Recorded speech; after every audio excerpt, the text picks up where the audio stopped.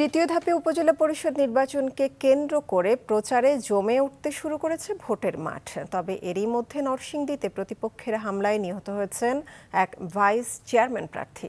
Desk report. আগামী 29শে মে উপজেলা পরিষদের তৃতীয় ধাপের নির্বাচন।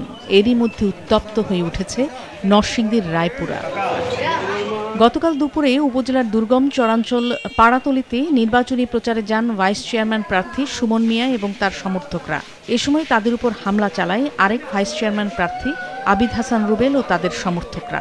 বেঁধে যায় দুপক্ষের মধ্যে সংঘর্ষ এবং এতে সুমন সহ অন্তত 5 জন আহত হন।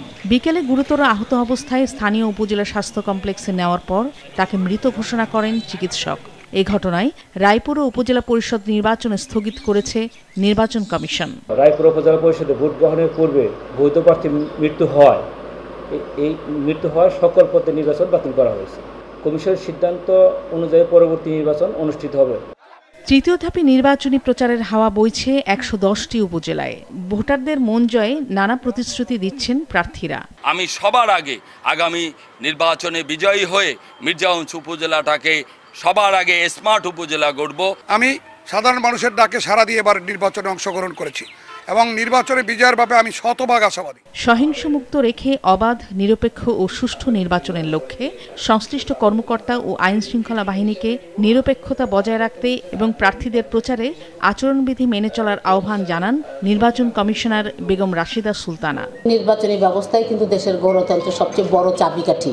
আমরা সেই গুরুত্বটাকে মাথায় নিয়েই আমরা কমিশন আমাদের দায়িত্ব নেওয়ার পর থেকে আমরা সমস্ত নির্বাচনগুলা অবাধ, নিরপেক্ষ, সুষ্ঠু করার চেষ্টা করেছি।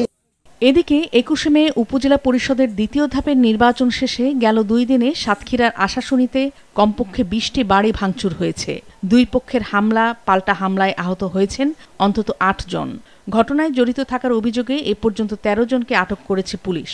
এছাড়া নড়াইলে ভোট কারচুপির অভিযোগে সংবাদ সম্মেলন করেছেন সদর উপজেলার বিজিত চেয়ারম্যান প্রার্থী তোফায়েল মাহমুদ।